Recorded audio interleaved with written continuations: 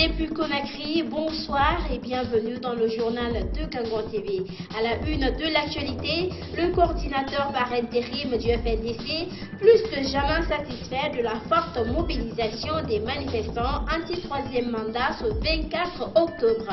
Selon Omar Silla, désormais, chaque lundi, ils feront occuper la rue. Et puis les épouses des militaires arrêtés depuis quelques jours sont inquiètes. Elles ont attiré l'attention du chef coutumier de la Basse-Côte sur la situation de leur mari. 24 heures après sa marche, le FNDC dresse un bilan positif de la sortie massive de ses militants dans la rue contre un éventuel troisième mandat. Le coordinateur par intérim de ce collectif a déclaré que désormais, chaque lundi, ils feront des manifestations de rue. Omar Silla, Alliance Fonike Mangué, a été joint au téléphone par Mamadou Tanouba. Le coordinateur par intérim du FNDC tire un bilan positif de la marche du 24 octobre 2019, vu la forte mobilisation des anti-troisième mandat. Cela est une première victoire dans son combat contre le tripatouillage de la loi suprême de son pays, notamment la constitution guinéenne. Que le peuple guinéen, sur toute l'étendue du territoire national, en soit remercié donc pour cette grande historique mobilisation. Alors, le combat continue jusqu'à la libération sans délai de nos camarades. Le lancement au projet de troisième mandat par Moussa Fakonde et l'ouverture immédiate d'une enquête pour élucider les cas de tuerie lors des manifestations. Selon Omar Silla, alias Fonike Mengue, c'est plus d'1,5 million personnes qui sont descendues dans les rues à l'appel du FNDC. On avait quelque chose de 4 ou 5 drones. Dans ces drones, on avait 2 drones fantômes qui peuvent détecter directement le nombre de manifestants sur place. Et ce qui était aussi important, une fois au stade, vous avez vu qu'en commençant à Oasis jusqu'au stade, il y avait un monde fou. Donc ça fait qu'il y a certains leaders même qui n'ont pas pu venir jusqu'au stade parce qu'il n'y avait plus de place, il n'y avait plus de route. Donc on a dit 1,5 million, les drones là même, c'est 1,5 million et quelques. Mais on a accepté quand même de s'en tiendre à 1,5 million, mais sinon ça dépasse 1,5 million. À l'absence d'Abdraman Sano, actuellement en prison, c'est Omar Silla qui a pris la direction du Front National pour la défense de la Constitution.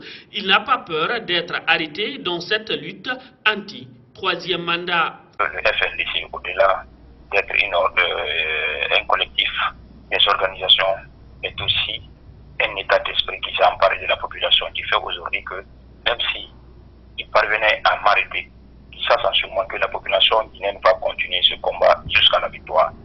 Désormais, chaque lundi, le Front National pour la défense de la Constitution fera descendre ses militants dans la rue, a laissé entendre Omar Silla. Maintenant, chaque lundi, les Guinéens sortiront dans les rues de la Guinée, sur toutes les plaines du territoire, pour dire non à ce projet du troisième mandat. À part le lundi qui vient là, parce que même si on dépose le courrier, peut-être demain on peut passer ces 3 jours francs, il faut respecter les 3 jours francs. À travers une déclaration officielle et publique de renonciation à un troisième mandat, le président de la République pourra nous éviter les descentes dans la rue, a conclu le coordinateur par intérim du FNDC. Il était également sur les capots de son véhicule hier pour marquer sa solidarité avec les manifestants. Sidia Touré, invité de l'émission Café Débat de ce vendredi, a insisté sur la poursuite de la série des manifestations contre un troisième mandat en Guinée. Suivez. Alpha Condé vit dans une autre époque. Il vit dans l'époque du parti unique. Il vit dans l'époque de la pensée unique. Et c'est comme ces socialo-communistes africains, ils prônent la démocratie. Dès qu'ils arrivent au pouvoir, ils tirent l'échelle. Ils disent personne n'arrive plus, c'est terminé. Donc je ne crois pas, nous devons continuer cette lutte jusqu'à ce que le peuple de Guinée, à un moment donné, puisse prendre absolument les devants et dire non, nous avons droit à notre vie, nous avons droit à une vie meilleure. Nous avons droit à avoir des écoles, nous avons droit à avoir des routes que vous n'arrivez pas à nous donner. Nous ne sommes pas là pour installer un pouvoir à vie. Ce n'est pas prévu dans la Constitution, ce n'est pas dans notre avantage et ça ne peut aboutir qu'à des problèmes que les Guinéens ne géreront pas.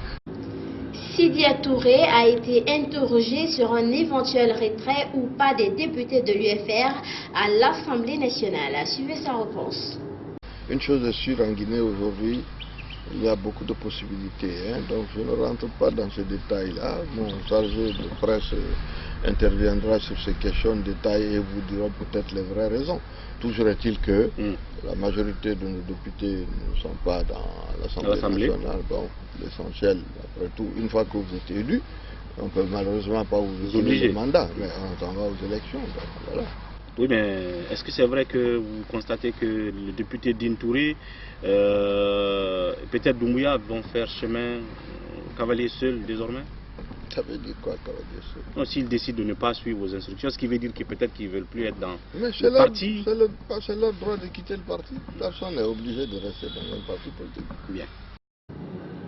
Les femmes des officiers et sous-officiers militaires dont les familles n'ont aucune nouvelle depuis le 10 pour certaines et 13 octobre pour d'autres ont été rencontrées le Kuntigi de la Basse-Côte pour attirer son attention sur la disparition de leur époux.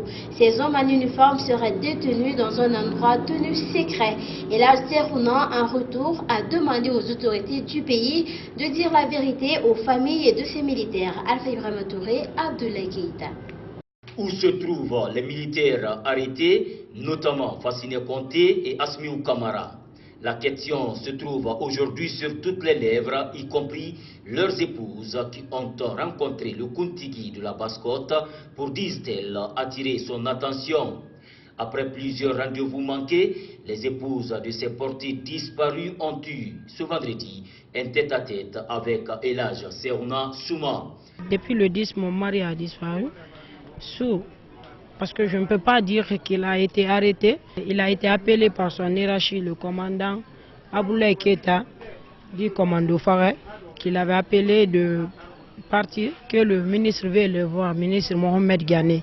Cette autre dame aussi est revenue sur le cas de son mari qui aurait été arrêté, dit-elle, depuis le 13 octobre dernier.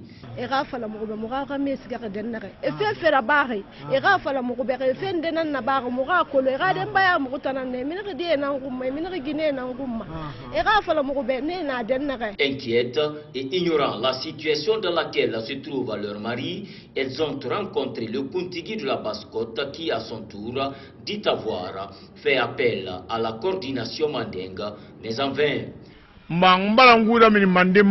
Mon question posée au Moutinhoya qui m'a inamé Yane, ministre de la Défense inara. État major au bar inanafana. Bouram Kondefa, ministre de l'Intérieur nafa au bar inara. Ouais, mon cori, Mirene Mindésia, Kankanka, Mouyete, Kanri, Kurusa, Hatu Mounaya Bissot. À propos, Elhadj Serouna Souma lance un appel aux autorités à tous les niveaux afin de mettre fin aux suspicions. Al non sukante la barma. Haïgi ne barfa, Mbara et Kakir Kassa.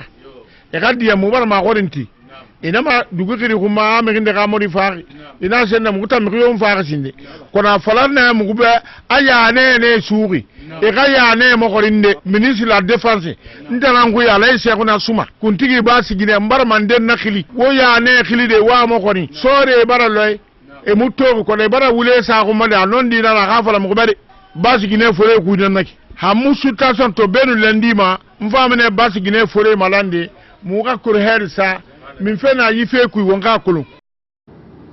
En Bolivie, le président sortant Evo Morales a été réélu au premier tour. Il a obtenu 47,06% des voix contre un peu plus de 36% pour son adversaire Carlos Mesa. Des résultats toujours contestés. De nouveaux incidents ont eu lieu cette nuit entre les partisans des deux camps à Santa Cruz. Ils sont des milliers à être de nouveau dans les rues de Santa Cruz, fief de l'opposition bolivienne. Tous rejettent les résultats de l'élection présidentielle de dimanche dernier. Tout le monde sait en Bolivie que le résultat est une grosse fraude. On se bat tous pour la démocratie. On est fatigué de la dictature. Je pense que le président a fait beaucoup de mal parce qu'il sait très bien que c'était de la fraude. Le mieux serait soit d'annuler l'élection ou d'aller directement au second tour. À La Paz également, la soirée a été mouvementée. Les étudiants ont pris part à la contestation. La réélection du président Evo Morales dès le premier tour est vivement critiquée par la rue. Selon les chiffres donnés par le tribunal supérieur électoral, le chef de l'État a été élu avec un peu plus de 47% des voix, soit 10 points de plus que son principal opposant Carlos Mesa. Un écart qui a permis tout juste à Evo Morales d'échapper à un second tour.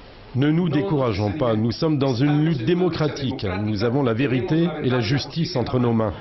Face à l'ampleur de la contestation, l'Union européenne, les États-Unis et certains pays latino-américains ont réclamé un second tour ou ont menacé de ne pas reconnaître Evo Morales. De son côté, l'Organisation des États américains s'est dite inquiète de la situation. Le secrétariat général comprend que le tribunal suprême électoral invite cette organisation à vérifier la légitimité de ces résultats qui ne devraient pas être considérés comme légitimes avant la fin du processus d'audit demandé.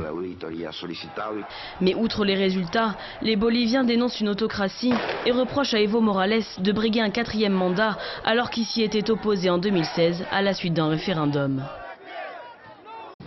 Chili, deuxième jour de grève générale. Des heurts ont éclaté entre les forces de l'ordre et les manifestants. Depuis le début des troubles, il y a une semaine, 18 personnes sont mortes. L'ONU a décidé d'envoyer une mission pour enquêter sur des possibles violations des droits de l'homme. Un reportage. Assis, les mains en l'air, ces manifestants défient les forces de l'ordre dans le calme. Mais très vite, la situation dégénère. Un homme manque de se faire rouler dessus par un blindé de l'armée. Les autres seront dispersés avec des armes à plomb.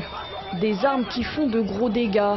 En 6 jours de contestation, plusieurs centaines de personnes ont déjà été blessées. Malgré les violences, la colère des manifestants ne faiblit pas. Colère contre la cherté de la vie et les inégalités sociales, mais aussi contre une élite politique qui s'est accaparé le pouvoir. Ils n'écoutent pas, ils se sont bouchés les oreilles. Notre réponse, elle est là. Au final, ils n'ont provoqué que la colère des citoyens.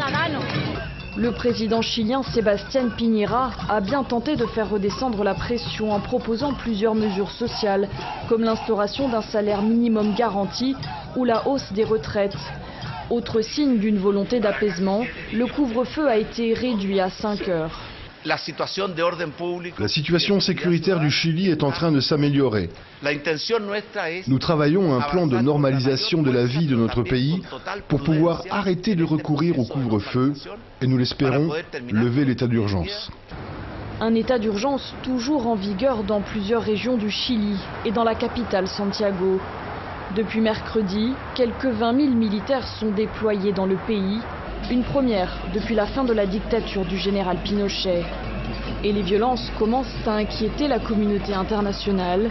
Ce jeudi, l'ONU a décidé d'envoyer une mission pour enquêter sur de présumées violations des droits humains. 39 corps ont été découverts dans la nuit de mardi à mercredi à Grays dans l'Essex, à l'est de Londres, dans un camion dont le chauffeur, originaire d'Irlande du Nord et âgé de 25 ans, a été arrêté pour meurtre, a annoncé la police britannique à suivre. Une veillée en mémoire des 39 migrants clandestins retrouvés morts dans la nuit de mardi à mercredi à l'intérieur d'un camion frigorifique dans une zone industrielle à une trentaine de kilomètres de Londres. La police britannique a commencé le long travail d'identification des victimes. 8 femmes, 31 hommes, des ressortissants chinois. Pékin confirme ce vendredi. Nous espérons que le Royaume-Uni pourra confirmer l'identité des victimes rapidement, que les faits seront établis et que les coupables seront punis. Quelle que soit la nationalité des victimes, c'est une immense tragédie qui nécessite de prendre très au sérieux l'immigration illégale. Un nouveau drame de l'immigration clandestine qui suscite horreur et indignation en Europe comme en Chine. Je suis très triste, même si je ne sais pas par quels moyens ces personnes sont parties au Royaume-Uni. Ils ont souffert et c'est terrible. La presse officielle chinoise demande des comptes aux autorités européennes et note que ce n'est pas le premier drame du genre. 58 Chinois retrouvés morts à Douvres fin 2000 dans un camion chargé de tomates avaient été rapatriés quelques semaines plus tard. Pour leur part, des professionnels britanniques du transport déplorent l'insuffisance persistante des mesures de sécurité qui favorisent, disent-ils, le trafic d'êtres humains. 2 enquêtes ont été ouvertes, l'une britannique, l'autre belge, pour clarifier les circonstances de ce dernier drame en date. Un homme de 25 ans d'origine nord-irlandaise est en garde à vue pour meurtre. Il s'agit du chauffeur du camion entré dimanche 20 octobre au Royaume-Uni en provenance de Dublin en Irlande. Le camion, lui, était immatriculé en Bulgarie. Le conteneur qu'il avait récupéré provenait, lui, de Zeebrugge, en Belgique. Mesdames et messieurs, c'est la fin de cette édition d'information réalisée par toute l'équipe de Ganga RTV. À tous, merci de l'avoir suivi et surtout, continuez de nous suivre sur le www.gangantv.com.